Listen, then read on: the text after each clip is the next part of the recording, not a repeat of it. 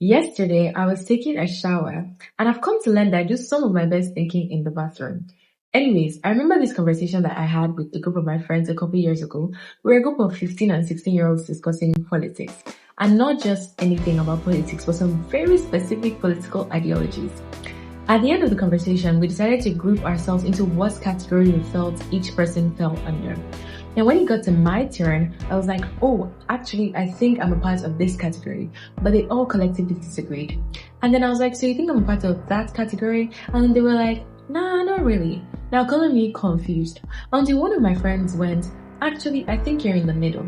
And then someone else said, yes, I think you're the perfect balance of both. Now, when I was thinking about this again yesterday in the shower, it reminded me of Alexander Hamilton. Stay with me. Now, there's this scene in Hamilton the musical, and if you haven't watched it, it's fine, just listen. It was when Hamilton met this guy called Aaron Burr.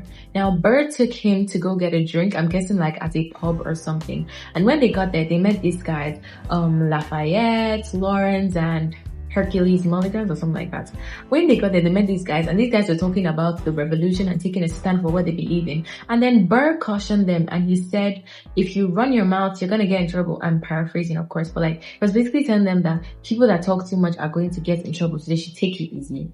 But then Alexander Hamilton said something so critical. He said, Burr, if you don't stand for anything, what would you fall for?